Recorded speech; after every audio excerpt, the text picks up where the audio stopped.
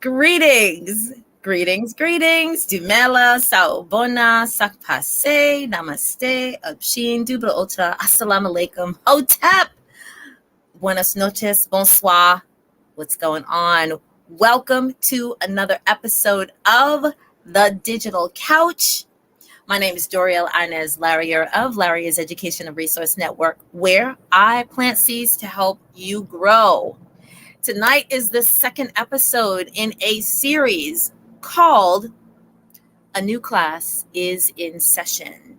Thank you very much to those who are watching live or on the replay. If you are watching on the replay, please hashtag replay. If you're watching live, do not keep all this information to yourself. Share, invite, tell somebody they need to get into this classroom because there's going to be a lot of great gems going on.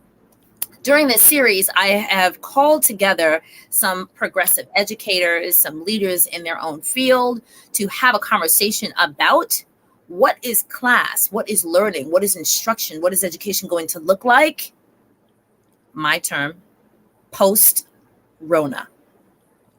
The serious part about it is we have all been, by default, thrusted into our own homes in order to be the primary educators of our children, whether it be just our children, our grandchildren, nieces, nephews, the neighbor down the street, the neighbor around the corner, and their kids, because maybe their parents had to go to work. Maybe they are essential workers. And if so, a lot of people were not prepared for this. Not even teachers were prepared for this, really. But we all had to wake up. We all had to get some real good tea. Okay, real good tea. When we brought our tea today, okay, got the teacup. But during this week, we're going to be addressing the topic of education from a variety of voices. Thank you very much to the first person who was in my series, and that was Dr. Frank Tuitt of the University of Connecticut, the Chief Diversity Officer of the University of Connecticut. Tonight, we have progressive educator of the stars, yes, who's all over social media right now, and that is Lesley Jones Sessler. So she's right here. Say hello. Yes, good. Hi, Doriel. Excellent. And so following Lesley Jones Sessler will be two other people during this week, and that is, so I beg. I've actually been watching a lot of Nigerian movies, like Nollywood movies, and so the word I beg is actually in my thought right now. So I beg, come back tomorrow night and for the next 2 days to check out Dr. Sharon Smith Sanchez, who will be discussing trauma-informed education and support and learning. And then on Thursday for Dr. Noreen Moffitt, who will be discussing the support of educational leaders at the dissertation level. All right, so we literally are what's the word I'm trying to look for? Just gathering a lot of different voices about education and what it's going to look like. So we are going to get into our topic tonight. So if you do not know who Lesley Jones Sessler is, you will tonight. Do you want to give the intro of how we met, or shall I? I think you should. Okay. So I won't tell how many decades ago, but let's just doesn't matter. So let's just say about 3 decades ago or so. Yes. But we don't look it because we literally just look like we just got out of undergrad, right? That's because education is young. No, it does. Children really do, yes. If you have to run around children all day, yes, it does. With sometimes 35 in your class. If there are any educators in the building, please type in the chat how many children you have actually had in your class at a given or during a given year. And how about taking a field trip on the subway and you're the only teacher? And you're the only adult. The only adult. No parents. The only adult. No parents. No. 35 children. Yes. Mm-hmm.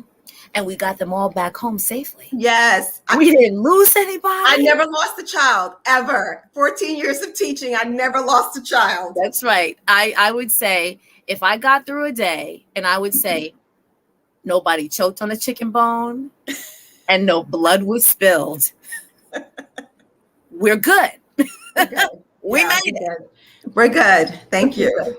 So approximately 3 decades ago, give or take, I was at Bank Street College. Shout out to Bank Street College, being one of the most progressive halls of learning ever in the United States. I'm sure there are some others, but maybe they come close. I don't know. I love Bank Street. So I was at Bank Street College, and at the time, let's just say I had only enough coins in my pocket to take classes non-matric. So I was a non-matric student, and I believe I had already completed a master's degree. And so this was sort of like I was adding icing to the cake. That's what happened. I was adding icing to the cake. So I took some classes at Bank Street.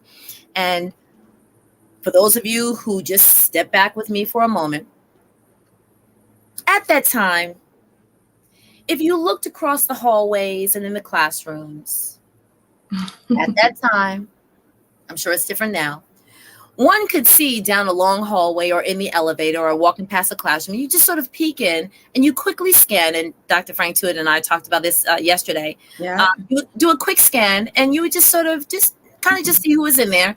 And if you saw a person that resembled you, whether or not you knew them, you did one of these. That's it. That's all you need to do. After a couple of semesters, Lesley approached me. And again, I didn't really know her. I don't even think we had a formal class together. I don't think so. No. I don't think so. So she approached me and she said, so when are you graduating? And I was like, I'm not graduating. She's like, but I've seen you here a lot. I said, well, I'm actually taking classes non-matric. And so she's like, hey. She's like, well, I'll be out in I guess another semester or maybe 1 or 2 semesters later. So she said, well, literally this was just synergy. It was just beautiful, beautiful synergy. And she said, so, what are you working on? What are you looking to do? What are your goals? What would you like to do? And I said, wow, one of my goals is that I would really, really love to run a school, to have a school, have my own school. And she's like, really? It just so happens.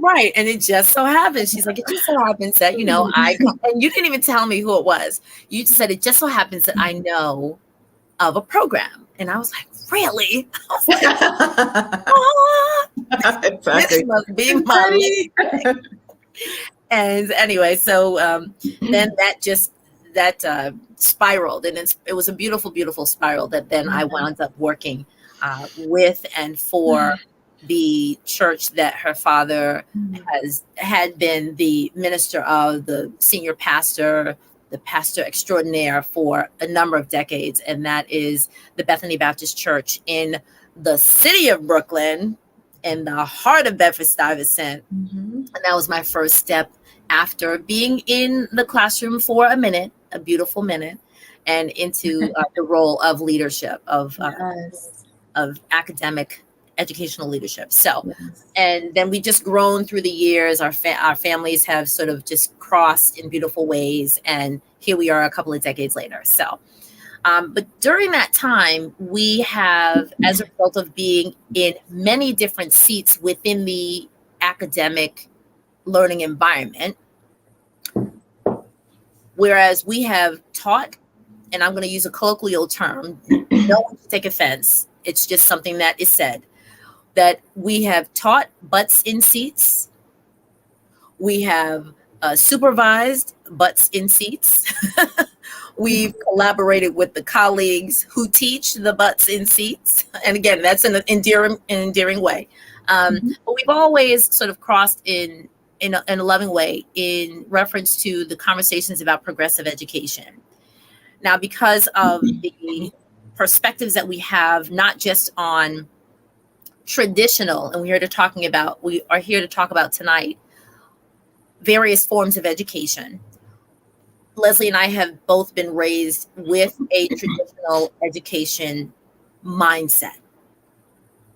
Along the way, there have been tiny shifts in thought based on where, let's say, we worked, who we were supervised by, what type of and I will say educational, not just theory or ideology, but theology, Mm-hmm.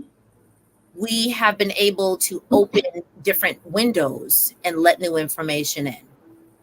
And over our tenure, sometimes we've been able to walk out of doors Mm-hmm. and into new doors.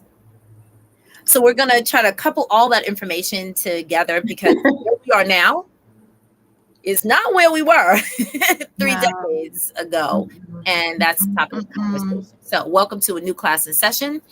Lesley, what do you want to start off with? Because again, this is like a laid back, chat session, but we are going to hit some important points. So what do you want to share about, like, maybe some steps in the journey that you've taken over the past couple of quarter of a century? What brings us to where we are now? All right. So first of all, thank you so much for for inviting me onto this amazing platform. I am so honored. And I mean, my gosh, we go way back, Brooklyn girls, and just loved all the work that you did as the director of the Bethany Child Development Center. Love the fact that we both went to Bank Street. I mean, we are everything Bank Street. And look at us now, right? All good, all God, always. So I taught for 14 years in the New York City public school system, Board of Education. And like you said, definitely went from traditional to progressive. And after teaching for 14 years, then became a literacy coach, and then went across the river to become an assistant principal in Hoboken, New Jersey at a charter school. And then 2 years later, went to Cleveland, Ohio, and was the founding head of school of an all single gender girls school for 4 years. And then left there and came to where I am now, Indiana. And I was the assistant superintendent, over charter schools, and also the regional development director, where I started new charter schools throughout the state of Indiana. And then I also did some adjunct teaching at 2 colleges here in Indiana, teaching prospective teachers. Love that. And then after all that, I became a mommy. And so I have a 5-year-old son, Sammy. And after 32 years now in education, I get to put it all into him. And I'm doing that in the way of homeschooling. And so I've done the private school, the public charter school, single gender school, college, and now homeschooling. So I think I pretty much have had a lot of experience, so to speak. So, and with homeschooling, I'm doing a method called unschooling, which is self-directed, child-led learning. Yes, and it's so exciting. It's so exciting. So yeah, okay, folks. Let's throw in the question. Let's throw in the questions now. Although we have usually this format is a little more, laid back and airtight.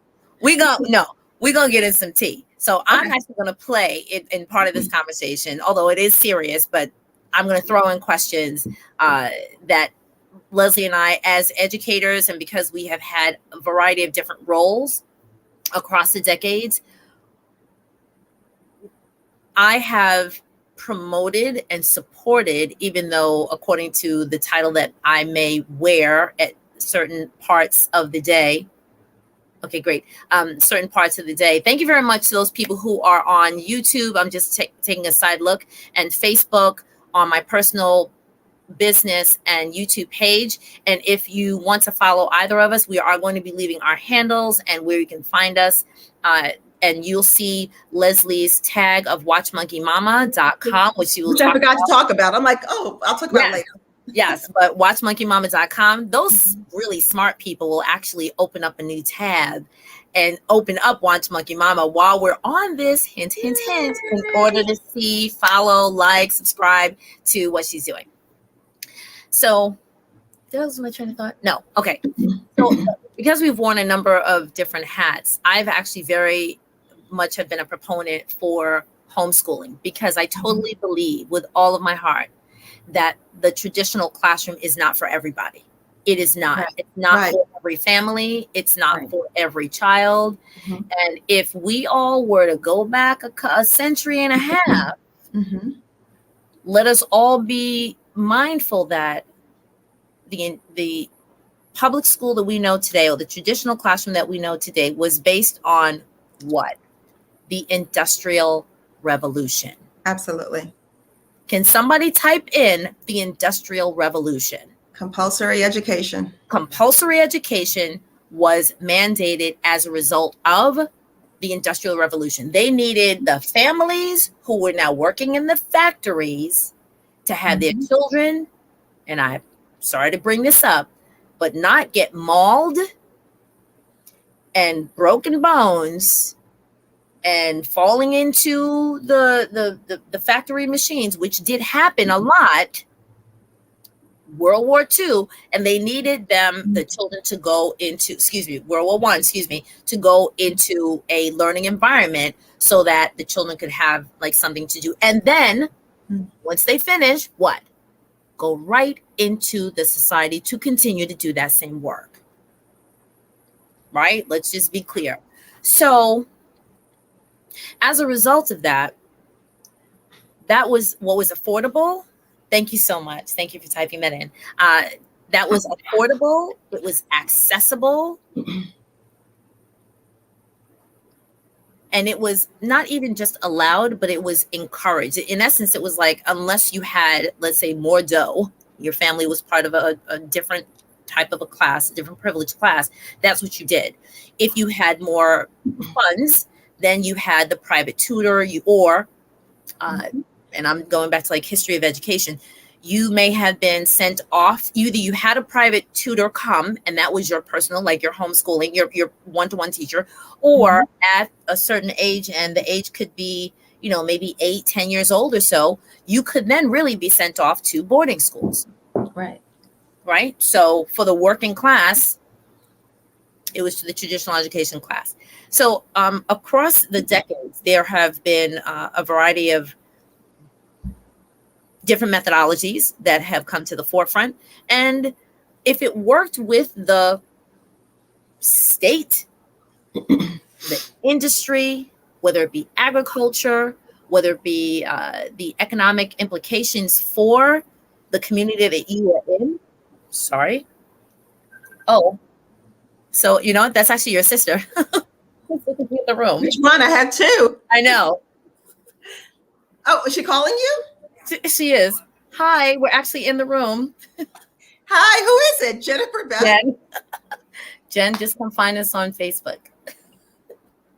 Hi, Jen. Who's calling me? This is live. I love it. It's live. I love it. I love it. Right. So it's great. It's great. So the focus is when certain people came along and said, you know what, I have a different idea that works for different groups of students. If the federal government saw that it could be supported, then they would support it. If the federal government, then the state, then the city, and then the local municipalities, in that order. And I was very taken about this topic, and so it's always just something that's in my mind. So as one of my roles, as people say, "Hey, this is the only option," I say, "No, it's not the only option. There are other options." And if you are, let's say, economically disenfranchised, then you're taught that it's the only option. So let's talk about some other options. Okay. So Lesley, what happened last year that shifted, that pivoted the entire world in terms of thinking about educational options? Whereas there were no options according to them, what were we thrusted into? Yeah, so apparently when the world shut down, a lot of parents were forced to homeschool their children. And I can say homeschool because really you were having your children to take courses remotely with the teachers. So yes, that is homeschooling your children. But then there's homeschooling, which has been around for a much longer time. And am I making sense here? That's what I am doing. So I say that because I think the word homeschooling, some parents were like, "Oh, I'm homeschooling now," but you perhaps maybe were having your Supervising. yes, Supervising. Facilitating. Yes, facilitating it, and not putting no disrespect to the people the parents out there doing it. This is hard work. Yeah. So the world shut down, and people were parents were forced to do that. And so I think what came out of that were wonderful, beautiful things. So a lot of parents saw their children in a different light. How about this? It was up close and personal, like right here. Yes. Like, is this what you do all day? Yes. And I think some parents and hopefully many parents saw it as an opportunity to really get to see how their children think, how they learn, how they contribute, to see if they're bored, if they're excited, if they're challenged. And I think I now know that a lot of homeschoolers, there are going to be more people staying home now because now they want to really homeschool their children. Now they realize that, my child was happier this past year. Right. My child, we had so much fun together. Our relationships, we bonded more. I got to really spend time with them. I got to see how they think, how they learn, how they act. Right. And so I think a lot of good came out of a bad situation, if I could say that. Right. I agree. So, yeah. I agree. And so let's toss around the word homeschooling just for a bit more. Okay. So there were families, as you said, who were homeschooling prior to this. Right. I've made mention in other conversations that I'm very public about. Those homeschooling families, or let's say those families who homeschooled, to the general public, and now I'm speaking to, and so those, if my administrative friends, if my college mates, if my former and current colleagues who are watching and listening, I say this. Those homeschooling families intentionally, purposefully are doing what they believe is in their best interest for their child. Right. If we, the educators in a building, have to have additional support, people will read between the lines in order to get that child to go with the flow.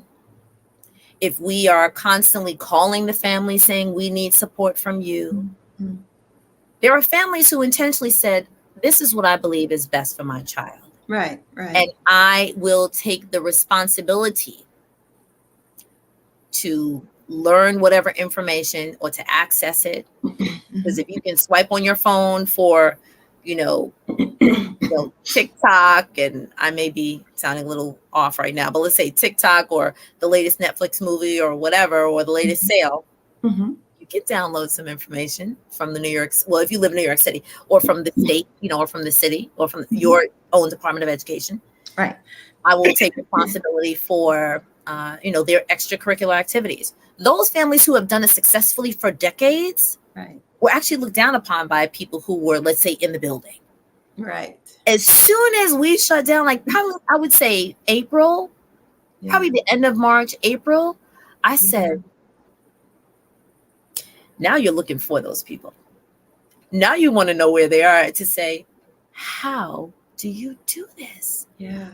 Instead of me saying, oh, what are you doing? Why are you keeping your kids out of school? They're not going to be socialized. Now you're like, how do you socialize them? Like, I really want to know, because I now need to do this. I need to help make this work. Please help me. So I'm glad that at least the homeschooling families now have an opportunity to have a brighter light shown upon them. Yes. So that they can now be additional leaders in the community. Now. Yes. Right. And so I also want to mention that in October of 2019, so prior to, now this is a Brooklyn moment. So anybody who was in New York, specifically Brooklyn, you will remember this newsworthy conversation. Okay. So about September or October of 2019, so Rona wasn't even in the picture. There was a little battle, a little debate upon or based on immunization for certain communities. Now, there was a community, and again, if you're in Brooklyn, you know what I'm talking about. There was a community that chose to sort of go head to head about their not choosing to immunize their children. Okay. And it caused a little bit of a stir. There's a Black community, and it's not one insular or isolated, like the people that I'm referring to, let's say, live in Park Slope, or they live in Williamsburg, or they live in East New York. No, but a number of families across Brooklyn and across the city proper, let's say, who had already been in spaces of independent education. And as a result of this immunization quarrel, the city said, we will no longer accept waivers for or based on immunization. So in essence, if you weren't immunized, you have to be immunized in order to have your bottom in a seat in a state regulated school. I believe I have that correct. When that happened, there were a number of people, and I know some of these people personally, who said, if that's the case, I'm pulling my child out all the way, because I don't want my child to be immunized. Again, this is pre-Rona, so this is not a Rona conversation. They decided to pull their children out 100% altogether. And they said, we will now exercise our right as families to homeschool our children. Here's the key. We have enough genius in our own community to take care of our kids. Right. We have enough wherewithal, enough knowledge. If, let's say, Lesley, if you're the math person, maybe I'm the science person, we have another parent or a family, right, who is, and this is just how homeschooling works anyway. Right. We will come together in a collective, a homeschooling collective. That's the other term, a homeschooling collective. I think, let's say post-April of last year, other communities called it learning pods. Right, pods. We had this word any before, homeschooling collectives. And they just said, hey, let's just do like a round robin. We'll either shift households, because we are in this collective, and so we agree upon these rules and what have you. And we'll just shift the households, or we'll have central places, whatever. And then children will come, and it doesn't have to be, 5 hours a day, every day, but there were also, and I have background in our family child care or alternative care settings. And so they just coordinated, family care environments, because you can do birth to 12. That's just a little other tea during school hours. And the children would do their work and get their work done. And so it was phenomenal that this enclave of people just said, this is what we're going to do. This is how we're going to do it. And then here we go with March, and now everybody's in the same situation. And so it's like, wow, well, wait a minute. So this group of families had already set up their own collective, their own paradigm, their own, set of like how we're going to do it. And I was just so proud. So now there are, of course, options of homeschooling by neighborhood. People, of course, have been doing it online for years, and they've had it on the QT, on the down low. Right. They have. I mean, I hope people know, especially in New York City, there is an office in the Department of Education that is like an office of homeschooling. And so for whatever reason why your child is not able to be in the building, if there's an illness or whatever, you send them an email, call them up. This is what I choose to do. And they have to agree. Now that the whole world is sent to that office, if you will, my goal is people need to know that there are options in September. Yes.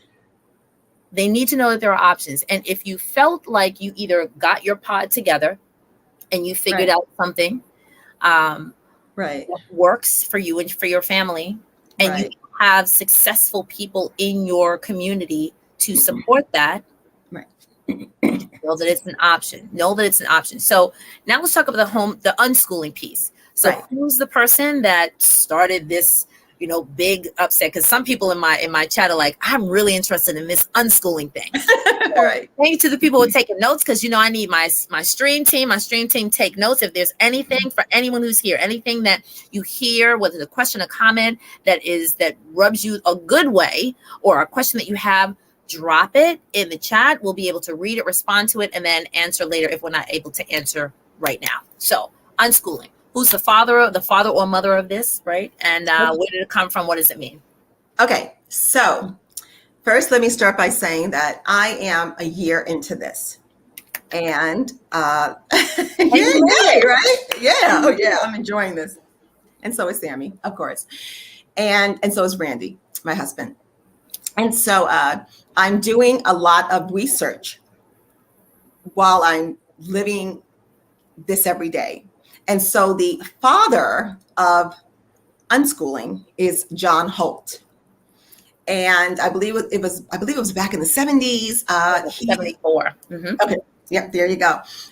John Holt was a teacher, an educator, and just thought that, education should be done differently. And a lot like what you said earlier about the Industrial Revolution, compulsory education, the child was being lost in the system, in the classroom.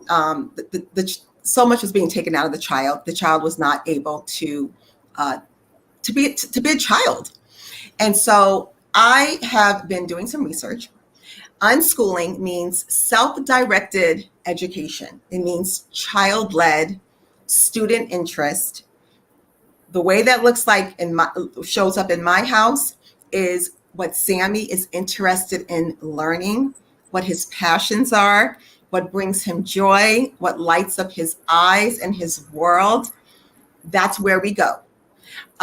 There is a homeschooler that I met, an unschooler in the Clubhouse arena. Her name is Tyra Hunter. And I love how she says the child is the curriculum.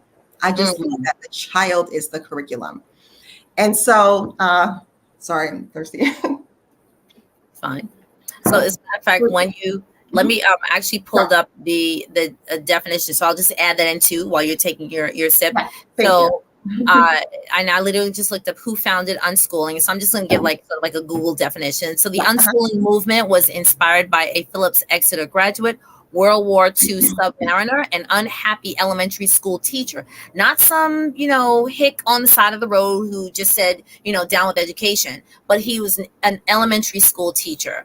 Yes. And in the 1970s, he decided that reforming the American school system was hopeless, and he recommended keeping children at home and letting them decide what to learn and when. Now, we're not just saying that this is where we all need to throw our hat into the ring about, but an additional statement came out from one of our newspapers that says the virus or the shutdown may revive the unschooling movement. Why? Because now everyone's seeing, again, how quickly, I cannot believe this, how quickly, sorry, this other sister. Is that Beth, my other sister? Yes, it is. It is? It is. I'll get them in. So, so it's just, I know, it's weird. So Billy might call next. That's my brother and then my mom, so. The family, Jones family, we're in Facebook Live. It's fine. They'll find us.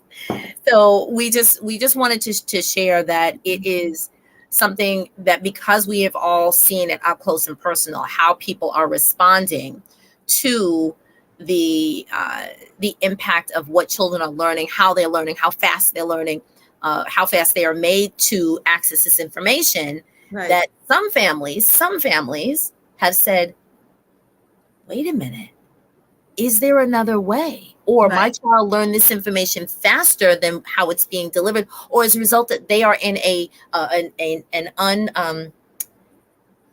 quieter environment. I want to say quiet because there aren't 33 other children around them. They're actually able to either learn faster, or maybe they need help. So it's opened up the eyes, of course. And so we're just throwing this into the conversation. Go ahead. I'm sending them a message. Go ahead. So can I add a few things? Please. Okay. So have to take a breath there, right? So I spent a few years in traditional education. I was a teacher. And there was enough for me to know. And I always want to talk about, this is my story. Right. I don't want to judge anybody else's story. If your child goes here, there, wherever, I respect you, your family's decisions. But I knew that I did not fit in a traditional setting. I knew that I had a problem, excuse me, as a teacher, where the learning is rote memorization. It's all about kill and drill. It's walking in a line and being quiet and walking down the hallway, and you have to be quiet and put a bubble in your mouth. Put a bubble in your mouth. I hate that, bubble in your mouth. I'm going to turn the lights on and off to get your attention, or yell at you, right? And trust me, some of these practices I did as a teacher, because I did not know until I went to Bank Street. What? There's progressive education. What? I could use a chime in responsive classroom. I could use a rain stick. I could just raise my hand quietly, and then all other hands go up and everyone is listening. Like, what? I could play John Coltrane. I play John Coltrane. I play jazz, and they know that if certain jazz music goes on, they know, oh, it's reading time. Or, well, that song goes on by Miles Davis. Oh, it's writing time. The transitions. Yes. I mean, beautiful, peaceful, loving transitions. And I also knew as a teacher that I knew how it felt on the inside when I went to sign in the morning with the time clock and did my little time sheet card. And then I saw a piece of paper above the time clock that gave the results of our standardized testing. As a teacher, I saw Miss Jones, your class was way down here at the bottom. I knew that my kindergarten students in this traditional school were in the basement, that the principal visited us one time, that we were tracked. They were apparently the lowest of the children. The gifted and talented children were upstairs next door to the principal's office. I mean, all these messages. Micro aggressions and micro stresses that we talked about last night. Yes. Right across K to 20. Yes. What is it? P20. And then when I learned how I felt like to be an educator and a progressive educator, well, I was sold. I knew I was going to take this into Bed-Stuy, into Red Hook, into Manhattan, into Hoboken, into Cleveland, Ohio. And I have been a progressive educator ever since then. I remember a story when I was a principal in Cleveland, Ohio, and this is a progressive school. Right. My teachers were amazing. Another reason, because I got to hire my staff. And when you're in a progressive school, you have autonomy to do things like that. And got to give a shout out to Dr. Eugene Sanders, an amazing superintendent, okay? And I'll never forget, this child, I believe she was in second grade, came to the office one day and she was shaking. She was about the test. It wasn't because the teachers were teaching to the test. It was because her parents were still in that mindset that we have to do things one way. So because of all those stories that were inside of my head, because I've lived it, I've seen it with students, as a teacher, myself, I was like, you know what, there's got to be a better way. And so here we are now out here in Fort Wayne, Indiana. Love Fort Wayne, Indiana. And it was like, where's Sammy going to go to school? And there are not many progressive schools that I feel personally. That you feel personally. Live up to the expectation. I was afraid of my son, my Black son, the joy, the love of learning, of leading his eyes, leading his heart. He loves to play. Why is it that now in kindergarten, play is taken out of the classroom? Yeah. Why is it that in kindergarten, children have an hour of homework? I mean, so many whys. And then on top of that, the lack of diversity. I knew here that he may not get a Black teacher until middle school. Maybe. Talk about a principal? Non-existent. And so for me, it just worked out that, you know what? Homeschooling, let's homeschool him. And then in my research, I was introduced to unschooling. And we talk about a marriage, the fact that every day he gets to learn and play with no clocks, no schedules, no, oh, it's time, we got to go do this right now, no kill and drill, no worksheets. And my little boy is extremely smart, articulate, his vocabulary, he loves to read, you name it. So right. Her story. Now, I'm going to throw in some questions from the field who, when people hear this, like 180-degree shift, right? And they'll say, I can hear it. I can hear it. But you've been a teacher. You've seen the things that didn't go correctly. You knew and were trained, and you've even been a school leader. You've been even, in a superintendent seat. You've started a school, and you're saying that for you, the better thing for you is to have your child run his own day, quote unquote, play as long as he'd like, set the calendar, the clock, if you will, the time, the focus. Well, here's the big question. How are you going to make sure that he gets all that he needs to get at the time that he needs to get it? And then I'm sure they will say, how do you know that he is meeting the benchmarks? How do you know that he's getting all the... So then as an educator, and you and I have had part of this conversation before, and as educators, we've spent time, and now this is across the board,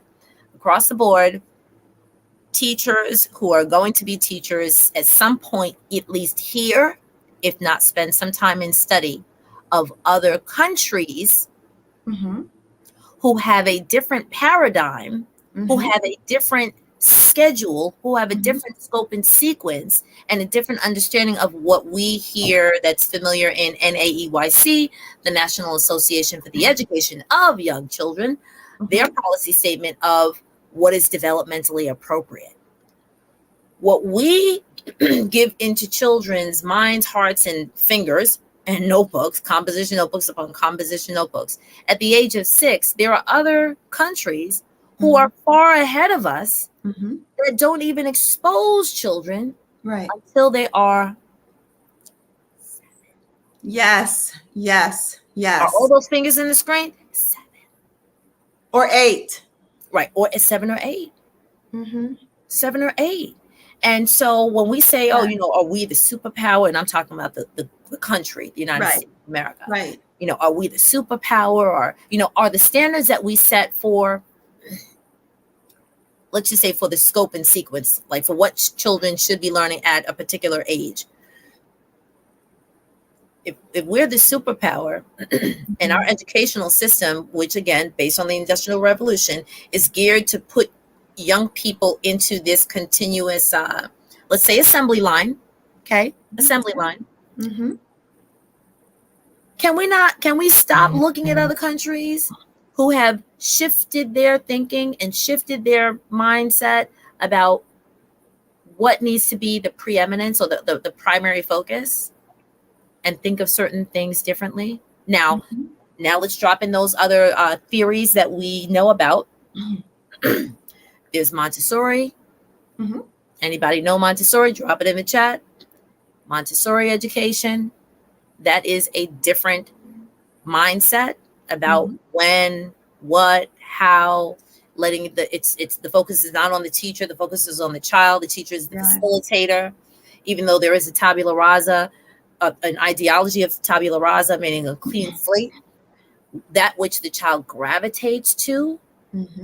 I think Montessori education is fabulous because the teacher really has to be the master of a lot. A lot. And if you are not the master of a lot in the beginning, and I'm going to just pull my phone, you need to get that phone, or in the days of old, the encyclopedia, and be the master within a couple of days. Because when that child, 5 years old, 4 years old, says, and if they know more dinosaur names than you, please don't tell them to go look it up. You need to do your homework, okay? But we have Montessori. What other educational philosophies do we talk about? Montessori, Waldorf, and Reggio, right? Reggio Emilia, right? So just give a little bit. But wait a second, and then right. So you said Waldorf. Yeah, And let's give them some information about Waldorf. so what I like about Waldorf is that it's very arts related. It's outdoor, it's nature. Uh, Also with Waldorf, from what I understand, because again, I know bits and pieces. I've never studied Waldorf, but I've been able to go to a school one day. I went to school and I spent the whole day and I learned so much. And then one of my former teachers, oh my goodness, she's so well versed in Waldorf, and she has shared with me a lot of Waldorf. And on Clubhouse, I'm sometimes in some of these Waldorf rooms, and I'm learning a lot. But what I love about Waldorf is that the children, the reading doesn't really happen until second grade. And Dory, I just want to go back a little bit with what you were saying. Sure. Here, scope and sequence, benchmarks, developmentally appropriate. So often here, we want to put children in a box. Like, why must all children learn at the same time and in the same way? Why? And that's what I love about unschooling so much, is because children are natural learners. Sammy's going to get there at his own pace, in his own time, with his own love of learning. I mean, he loves to read. Is he reading? Not like he probably would be if he was in a kindergarten class right now, but he knows a heck of a lot more than some kindergarten students when it comes to reading. My sister always tells me right now, many Head Start students, sadly, will give them a book to put in their hands and they swipe the book, Doriel. They swipe it. Right. Because they're so used to having a tablet and an electronic device. Yeah. They're not used to having a book. Right. Sammy was a few months old. He holding books, turning the pages, making observations throughout the years. I mean, he belongs to a book club. Books arrive once a month and we go through them, we read them. He does process of elimination to decide which ones he wants to keep and which ones he wants to return. Yeah. He just, oh my goodness, I need some more water. Perfectly fine. Can I tell you, one of my happiest days is when the summer reading program begins and when it ends. Right. Sammy started first of all, Sammy got his library card at 11 months old. Okay. So, yes, I'm a teacher. Can everybody who's watching, can you please tell 5 people that when your child is born, just like we rush to get the social security number, Yes. Some smarter people may rush to get like some stocks and bonds, in the child's name when they get the social security number. Some other people actually, and we know this from being Brooklyn families because we're on it like that. Some families will actually, when they get the social security number, will go and put their child's name on a list for independent schools. Yes. When people are like, oh, I'll go look for a school when the child is 4. How about there are people that as soon as they get their social security number, they are putting names on lists that will not be ready for 3 or 4 years. Right. Right. You can get a library card. Sammy got his library card. The library card. 11 months old. He was in his stroller. He wasn't even walking. Yay. And he checked books out that day. And then a few months before he was 2. No, I'm sorry. Wait. 2, 3, 4, 5. Yes. When he was 2, he was in his first summer reading program. Like that August before he turned 2, right? Mm-hmm. First summer reading program. Of course, I read the books to him, but he has been in every summer reading program, age 2, 3, 4, and 5. He's 5 now. He just went and got his 4th prize. He gets so excited. I mean, the way parents get excited about, I don't know, Christmas or birthdays, I get as excited about his summer reading program. But it's about exposure. Right. So he's exposed to so much literature. We read to him probably about 5 times a day. Mm-hmm. Throughout the day. He talks about authors, illustrators. He makes predictions. He infers. I mean, his vocabulary. He's pointing up. Oh, right now. Oh, this is amazing, right? So in our home, our staircase, he's now at the point, Doriel, teacher and me, where we are now going to take all the books and we're going to divide it by genre. Because he now needs to know.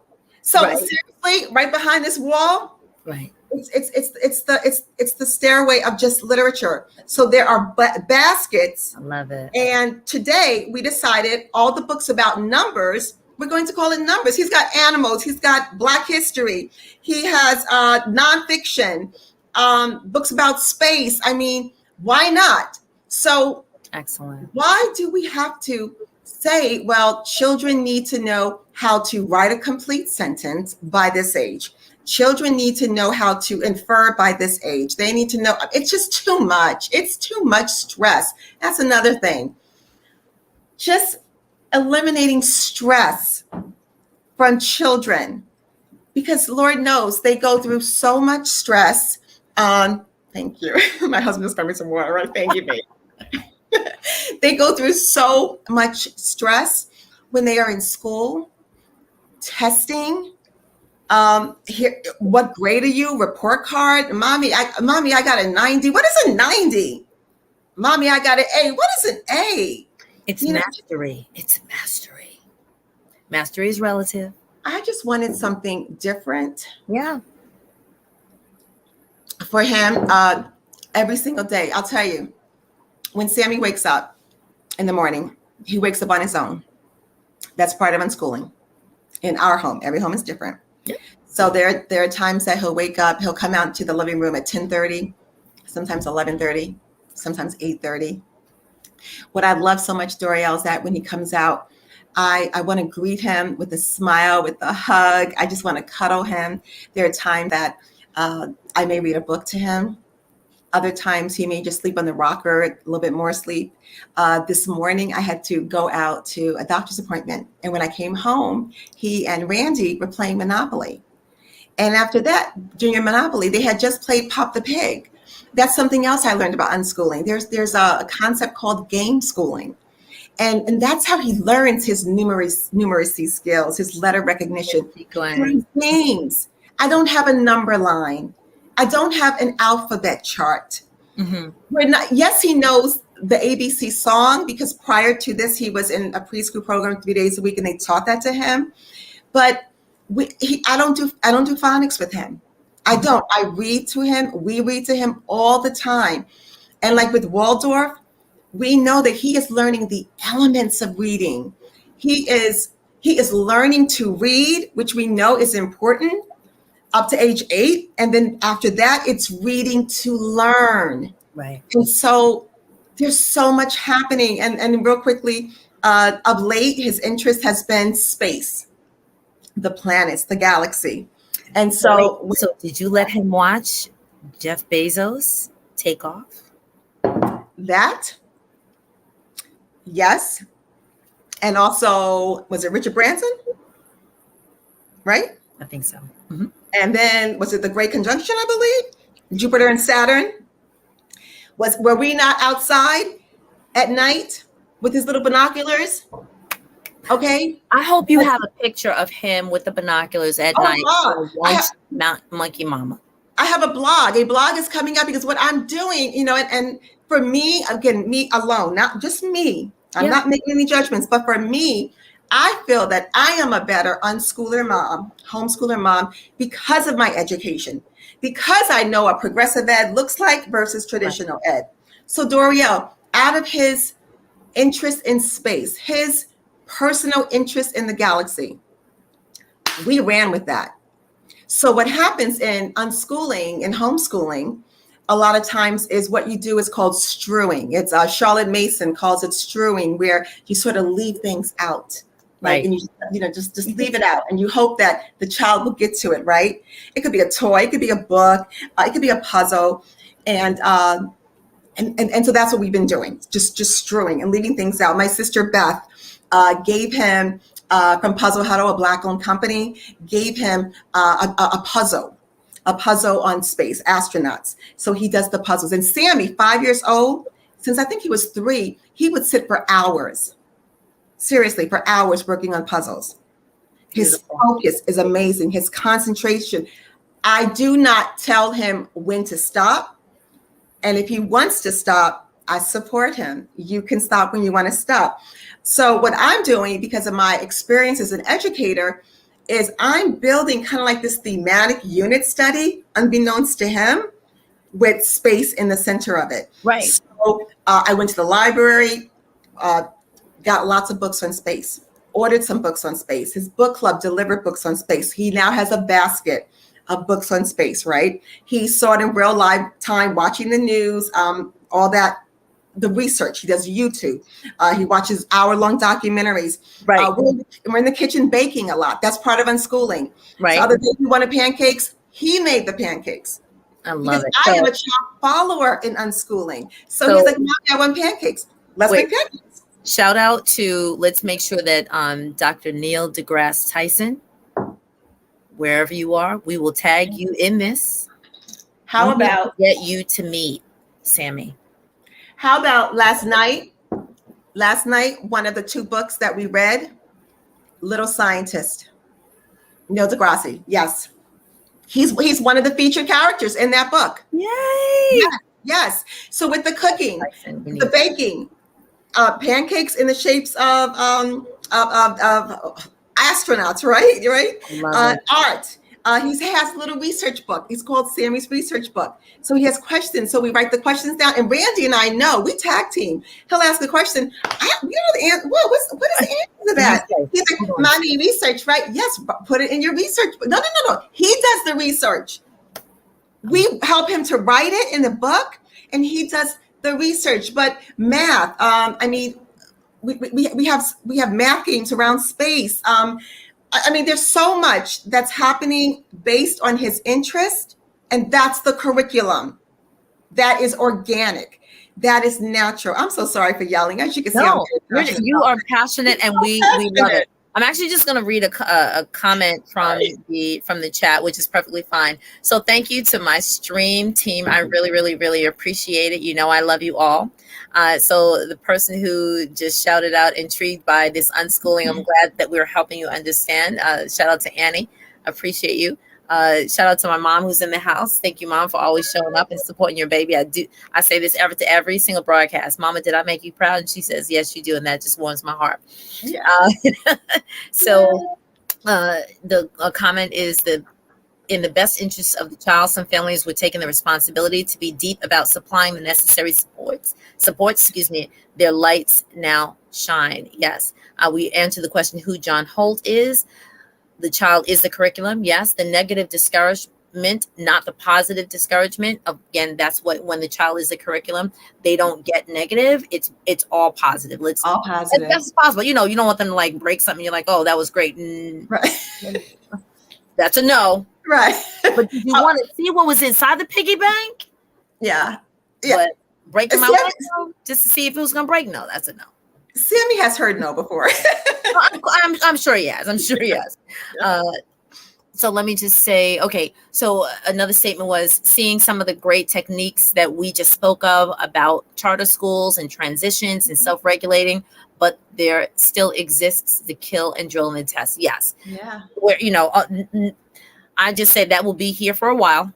It'll be for a while. But we're going to now, as we're sort of not interestingly enough, we had all these questions to answer. It's actually close to the 1 hour time, but we are going to stay. So those people who want to stay, you can, but we're going to start to just shift into another part of the conversation. So we can always have a part 2. Of course. So let me just read the other parts. People always bring up the benchmarks. Yes, they do. Montessori teachers are with special teachers. If not, the teacher is an impediment, right? If they are not acknowledging how special they are as a teacher, as a facilitator of learning, and not just that we know everything and the child knows nothing, which is what we spoke of yesterday with Dr. Tewitt about inclusive pedagogy. That's what it was. Inclusive pedagogy, and how part of that pedagogy rests upon the notion that all voices need to be heard. There is not a I know and you don't, and so I'm going to fill and you just receive. But there is a shift of information back and forth. Like, I'm going to teach you what I know. You're going to teach me what you know. We're going to see how we can take both of these sets of knowledge, both sets of knowledge. I think I'm saying it right, and move it forward around this theme and whatever the project, the topic that we're working on. Yeah. So last big statement is who is curating. So when we were talking about curating information, who is doing the curating, taking the best of all or many of these methods and coming up with suggestions to reform public education. It galls me that educators know what works and suggestions are ignored. Mm. There we go. Look at that. Yeah. Wow. Thank you so much for that. So I wanna now bring up a question that I know is going to be asked, and I'm gonna just put it on the table, and that is, you are able, with the information that you have, Right. to say, I'm going to make this shift for my child. Because a number of families may say, well, maybe I don't have all of these. I didn't have these different seats or wear these different hats within education. How can I actually do something like this? Right. How can I how can I do for my child what? Because listen, from an education standpoint, Right. and I'm speaking as an educator, before you yell at me and you say I'm not doing the best for your child, as best as you can, bring them to school every day.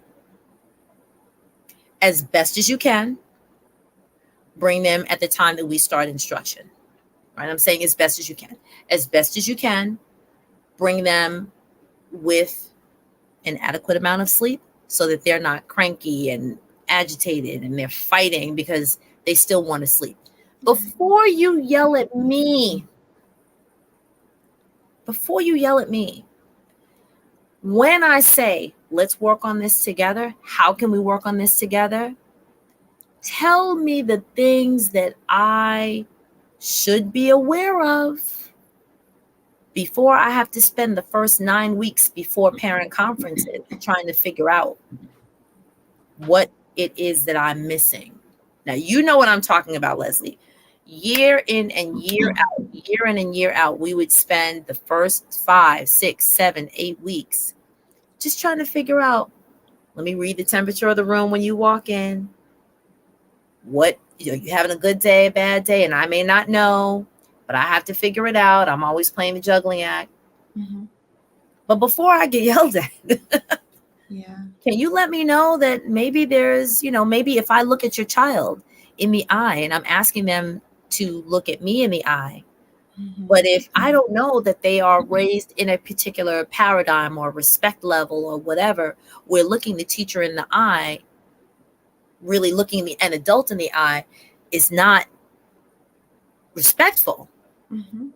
Some things I can look up on my own, but other things you might need to help me out. So I'm offering that as these are tiny things that educators or that the relationship between family, between teacher and parent, or like the triune, right? The teacher, the family, the educator, the family, and the child, or the school, the educator, the family, that triangle, that beautiful trifecta. There needs to be, of course, relationship building. But when it comes to, is this institution, is this structure the best for your child? It is a disservice when the institution says this is the only option. And that's why I'm having this conversation, because I want families, and what better time than this, where everyone is about to make some sort of a decision, whether or not the city or the state that you live in says this is the only option, that people are back in the building. I know that there are going to be some families who are going to say, for whatever reason, I don't want them to go back. If I'm being forced to go back, I'm going to have to transfer that concern to my child.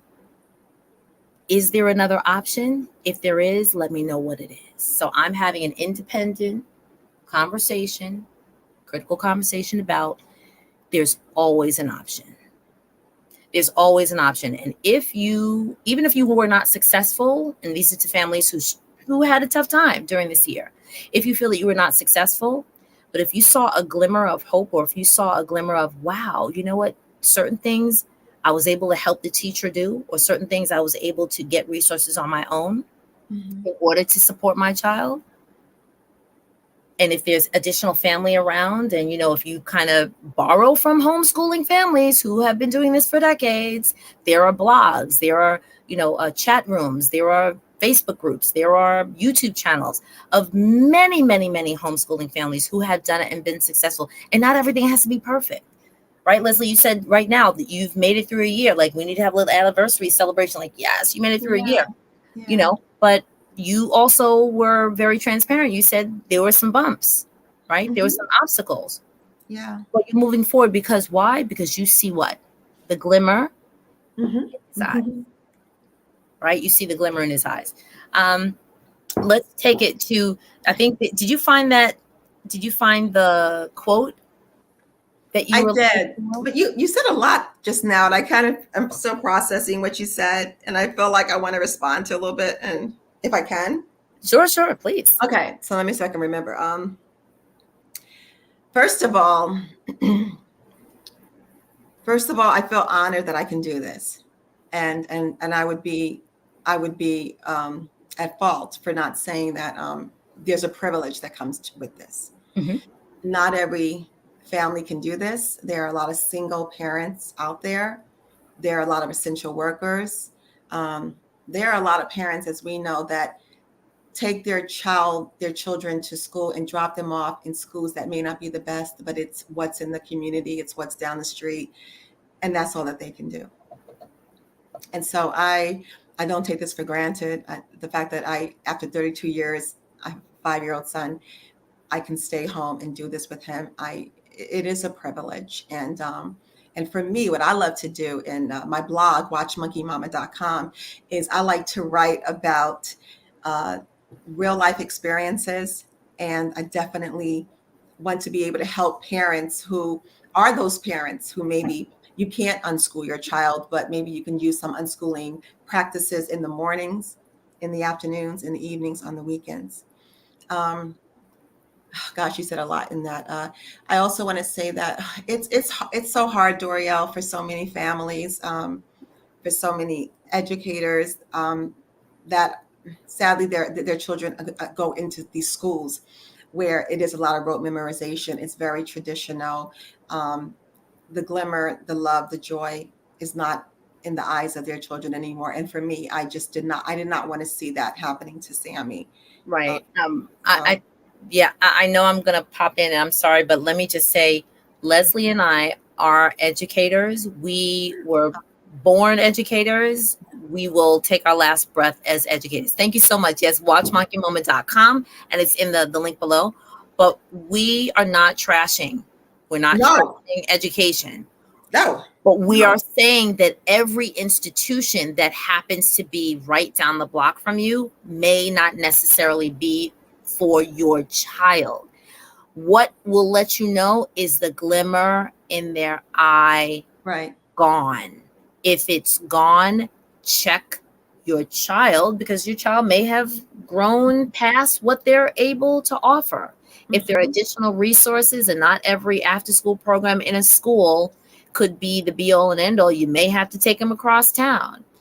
If not, there may be some resources that, when you follow Watch Monkey Mama and you follow Lesley on Clubhouse, which if you're on Clubhouse, Instagram too, and IG, and we're going to talk about like where you can find her, and I'm going to put it in the tag. I'm going to open back up the description and put all of her tags there. But yeah, there are people who are out there who want. But Doria, also even I mean, we are here in the suburbs, and again, for me, diversity matters. When Sammy was 2, he was I believe 2 or 3, and I made an appointment with the superintendent in my school district here separately, and also the school principal. I went in with my statistics. I wanted to know, in a very loving and respectful way, where are the teachers of color? Where are the Black teachers? Where are the Black administrators? Mm-hmm. And I didn't want to hear that, oh, well, they really want to go into the inner city. But honestly, even in the inner city here in Fort Wayne, I'm not very pleased with how that looks as well when it comes to teaching. And then I also know, and this is something that maybe you and we teachers need to do, 80% of, I believe, teaching staff is Caucasian. and yet the majority of students in public schools are of color. And so there's the cultural competency conversation that now, and the diversity, equity, and inclusion conversation that needs to take place for every single day of the year. So for me here in the suburbs of Fort Wayne, Indiana, knowing that I'm raising a Black son in the era of George Floyd, okay, systemic racism, I had a problem. Also knowing that I'm a Black educator, I was a Black principal. I know for a fact, Dorielle, okay, if diversity means that much to you, if it's a priority, you will have a diverse staff. And I can say when I was in Cleveland, I loved the staff. We were so diverse because it mattered to us. It mattered. And it just does, it's not just for Black students. Every student needs to have a Black teacher. And we also know that if a Black child has a Black teacher by third grade, the chance of going to college is higher for them. Let me shout out the Isaiah Whitehurst Private School, where my entire staff for the first 3 years of my life looked like me. Yes. And look at where I am now. Yes. So right. So actually, I just want to drop one other little point. Mm-hmm. And this is for whoever it is, administrators, aunties and them, godparents, grandparents. When you see your school in the fall, or your nephew's school, a niece's school, grandchildren's school, when you see this school in the fall, if there is a Facebook, meaning like if you see all the teachers who teach in the school, or like on a page, whatever, you see a yearbook, whatever, I want you to pay attention to something. How many faculty of color are on the lower school portion of the teaching staff? Yes. Let that sit with. We're not gonna delve into why. Come back later or slide into our DM and ask us why that is important. Right. How many of them are on the lower school? Right. And when I say lower school, I mean K-2. Early childhood. Early childhood, pre-K to 2. Thank you for that love. Thank you for that heart. Because you know what I'm talking about. Yes. If they're only in upper school, meaning third, fourth, fifth, or third, fourth, fifth, sixth, depending on your or the specials. Or the specials. Physical education. Ask a question. Right. And hopefully, again, and if that's where you are and you have to be there, then hopefully you can use some supplements to fix that and to help with that. And I also want to say real quickly, I wrote this down. Yeah. I want to say, because I think earlier we talked about this a little bit about being an unschooler, homeschooler now, and I do have this experience. Right? What I have learned, what I have come to appreciate so much, Dorielle, is that I've met some amazing homeschoolers, unschoolers. I don't even know what the educational background is. I don't believe they taught, and that's fine. Can I say I am learning so much from them? Right. What I know and what I appreciate is that you do not have to have a degree in teaching in order to homeschool your child. You do not have a passion. You have to have a passion for what you want to be the best for your child. And know your child. That's the thing. Know your child, and every child is different. But if your child is learning best this way, without having the time and the pressure and the stress and the anxiety, and they can tinker for hours, or they can listen to music for hours, they can create artistically for hours, they can read for hours, they have so many why research questions they want to ask. If that's their style of learning, maybe you should think about unschooling if you can. Right. Now here's the quintessential question. Mm-hmm. It rests on the hearts of many, many families. If I let them do what they want, when they want, mm-hmm. how are they going to get all they're supposed to get by 17, 18? So again, I think we're putting all of these expectations on them, and the question is why. I'm gonna tell you. Because there's an industrial revolution. There's an Right. assembly line. There's an expectation that by the time you're 17 or 18 or 21, that you have to quote unquote have it all together. So I've been at this for a year now. This is July, 1 year anniversary. I'm definitely going to blog about this. And there have been times when I have I have been a little doubtful, and the naysayers are going to be there. Woo! Those naysayers.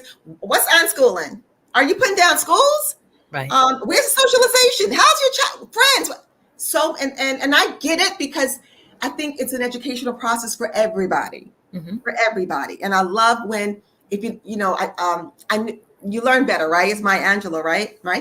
And so I just think, it's interesting. I was reading one of the books, Kerry McDonald. Is it Kerry McDonald or John Holt? Kerry McDonald is the author and an unschooler of a book called Unschooled. I love her book, Unschooled. I'm going to look up and drop it. Go ahead. Her book, or it's John Holt's. I think it's Kerry McDonald, yeah. And I believe when she talks about two students, and I believe they're adults now, and they're not going around asking, how old were you when you learned how to read? When did you become a reader? We don't ask questions like that of adults. So why do we expect children that they have to know how to read or how to write or solve a math problem by a certain age? They will get there naturally. They will get there. But in this past year, for me, Doriel, when I've had some moments of doubt, like, oh my gosh, should I get a number line? Should I go on Amazon? Should I start phonics? What should I do? You have to have accountability partners. And for me, my sister Beth, who is an educator, and I say Beth because she's an educator, right? She's my girl. When I call, like, Beth, oh my gosh, like, should I for Sammy? Should I this? And she's like, Lesley, stop. And she'll say, if you do that, you will see the joy come out of it. You will see so much pain and suffering. He will not be the happy boy he is anymore. And I'm like, you know what? You're so right. Because a lot of people won't understand unschooling and like, well, why do you allow him to work on a puzzle for 3 hours? Why aren't you doing ABCs with him? He's getting ABCs in all the books that he reads. We read all the time, and all the experiences. The other day, I think he was on the iPad, and he saw something about making smoothies. He's like, Mommy, let's make a smoothie. Okay, you have to make a list. Let's create a grocery list. He got some Post-its, got the clipboard, got a piece of a writing device. We wrote it down. We got in the car. We went to the grocery store. He's learning about kiwi. He's learning about other fruits and vegetables. We came home. We made the smoothie. He did it all. He tasted. That's real life learning. Right. That's going to stick with him more than if he were to look at it in a book, on a worksheet. Like, nah, that's just so. Kudos to so many people that I have learned from on this journey, that know they're not educators, but boy, oh boy, are they teaching me. And there's one I want to give her credit, Robin Robertson. She has a podcast, Honey, I'm homeschooling the kids. Golden nuggets. Like Dr. Clubhouse. She is amazing. Yes.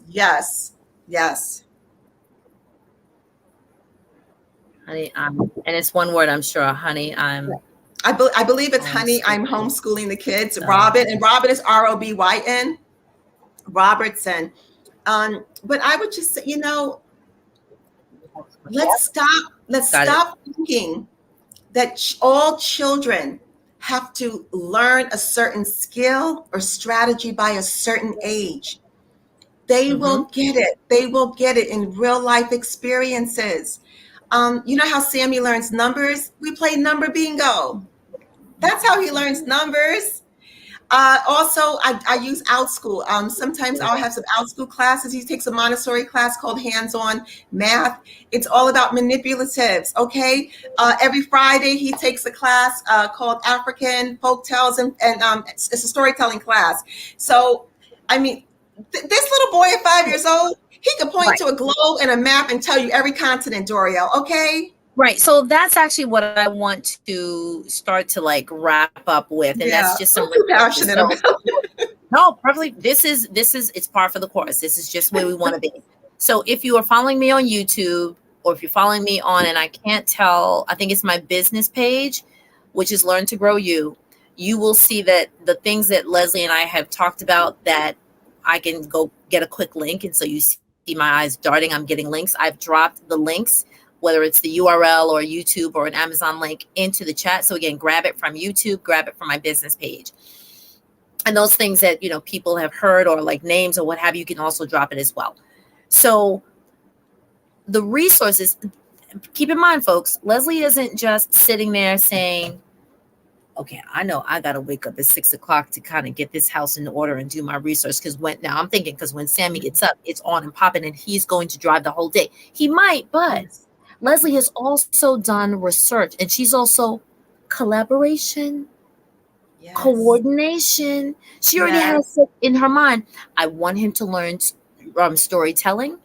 I'm going to find a storytelling group, and it could just be a little collaborative group of maybe 3 or 4, local storytellers, or it could be international storytellers. There are people on the other side of the globe right now who are partnering with people right here. I know right now a school, an independent school in the Maryland area, who is partnering, and this is a part of like unschooling, and it's I want to say it's African American, and so it's Pan-Africanist thinking. Let's put that on the table. Yes. But they are partnering with families in Ghana. Yes. There's a 6-hour difference, but guess what? Yes. Our 8 o'clock time is their 2 o'clock time. Yes. When we start our day, they may be finishing their day, but guess what? We have one day a week, when we have a language class. We have one day a week where we have, quote unquote, like a history class, like Ghana or African history from the African's perspective, right? African history from the American's perspective. So there's a lot of coordination. There's a lot of hand holding. And whereas we could not have done that, and I'm getting my phone, before the age of technology. Right. Why do you not think that you can do a global tour where if I push a button right now, I can go on to National Geographic. Yes. I can go on the Discovery Channel. And I can, what did we do during this? I'm sorry, now I'm yelling. So I was yelling, huh? I'm saying I'm yelling. Like, what did we do during this past year? If you ask any teacher across the world, if they had electronic devices, if they had access to Wi-Fi, if they had access to internet, what was part of their platform, of their virtual platform? They weren't teaching everything. Actually, I was, but that's another story. They weren't teaching a straight 6 hours a day. You know what they did? They tapped into the global resources. And so when we heard, science, guess what? Or like Neil deGrasse Tyson, at the Hayden Planetarium, he's doing a little talk for kids on supernovas. Guess what we all did across the New York City public school system? We got right on that Zoom link. We logged those kids right in, and we said, guess what?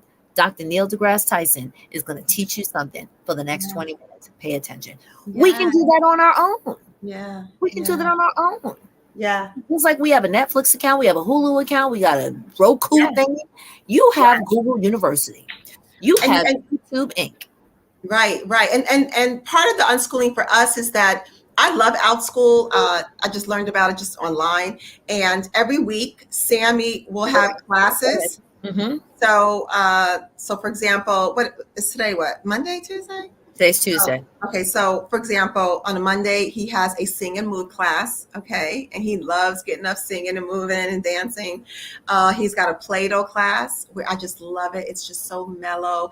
And he's just making spacecrafts and spaceships and astronauts or whatever he wants with the Play-Doh. He's made pizza on his own, all right, with a baking class. He's taking classes on dinosaurs. I'm doing a smoothie class. I'm going to do a smoothie. Yes. He has a Lego class. Just talk about the vocabulary. He loves to build. He tinkers. He constructs. He has on Fridays, he has an African storytelling class. His teacher is from Nigeria. She's introducing the students to a different country every Friday. And it's, and I love, I don't know if I shared this earlier. I love that every day when he comes out of the room, and I love saying to him, what do you want to do today?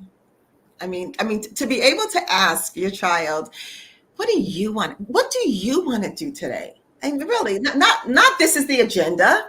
Not this is. The only time that there is an agenda for him is if we have a doctor's appointment, an out school class, right? Church. I think there was one other thing. Can't recall what it is right now. But if you have to go to the grocery store, or if you have to, take the pet out or something, we gotta go. It is. So today I'm not going to take you into the living room, but he was creating bridges with the Marble Run, and we were reading books. I think we read a book. What was today's book? It was a multicultural book, Going to the Market, and the main character was on a flying carpet, and she went to Thailand, and she went to Japan, and she went to Kenya, and he's constantly learning about the whole world. And my mother gave him a beautiful globe, and so Mimi Ma's where he calls her, and so she's given him an amazing globe, to explore the world. And my sister Jennifer gave him a microscope, so he's forever putting things under the microscope, right? My brother Billy has given him the things that he loves, so his cars and his bowling balls, and he just loves being active with we're playing in the living with the bowling ball. So every day it is a huge, big thing to do. And I haven't even talked about Randy's family, all the things that they do for him as well. So it's a family affair. It's a family affair. But we know that so much learning is happening. It's a family affair. I'm going to start to pull this. Okay. Because as you've heard, I know. Thank you so much to those people who have stayed with us. I don't even see who's here. Well, thank you. I'm like, who's here? God. I have my Camel family, my family from my undergraduate institution. Shout out to Khan College. I appreciate you. I know family is watching. We may not always see your name, but if you drop in the chat who is still here, we're able to see it. If not, I'll have to go on my device and actually try to find you guys. But we're on 3 platforms, so we really appreciate it. I do want to just drop the links for to follow Lesley. You know that I am here, or I'll be here, quote unquote, every day this week. So to tomorrow again with Dr. Sharon Smith Sanchez talking about trauma-informed education, learning, instruction, support for families and for children. And on Thursday, Dr. Moffitt on empowering dissertation students in education. And he's part of an HBCU. So we're talking about students at HBCUs or Black supported colleges and universities. And so he's going to bring his own perspective. But follow Lesley on watchmonkeymama.com. It is a blog. Also, she is on Clubhouse. Yes. How do we do? Now, I'm telling you, I'm Team Android. So I was holding out. I was not going to get. Clubhouse is open to everyone now. Right. Now it is open to everybody. So now I'm on Clubhouse a little bit. But you have a couple of rooms. What are the names of your rooms? And I'm going to type. Okay. Thank you. So Thursdays, I have a Clubhouse room called Homeschooling Adventures. Thursday. And it's 3 out of 4 Thursdays of the month, 3 out of 4. So just come on in, follow the club. Homeschooling Adventures is the name of it. Homeschooling Adventures. I'm typing in chat. So if you go to Clubhouse, look up Lesley Jones Sessler, follow me, I'll follow you back. And it's Thursdays at 12:30, Homeschooling Adventures. Then on Friday, my sister Elsa Beth and our niece Brooklyn, we run a club, and it's called Share, Inspire, Educate. And that is about social issues, education, parenting, you name it. In fact, this Friday, the topic is, what would I tell my younger self? What would I tell my younger self? We go for hours in that room. And I also do some co-moderating in other rooms.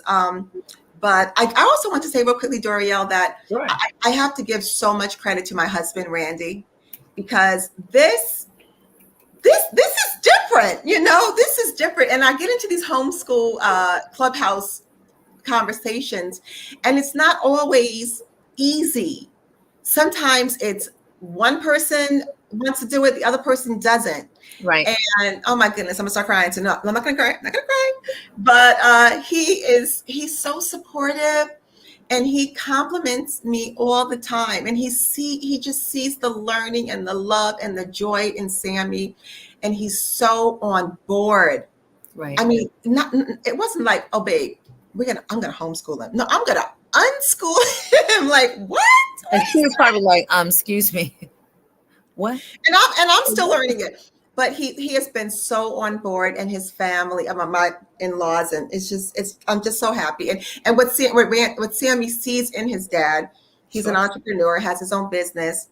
And sometimes for us, that means Sammy will go downstairs in his office and sit there in his little chair with his name on it and read his book or have his iPad, and his daddy's there working, and he'll spend hours down in his office with him.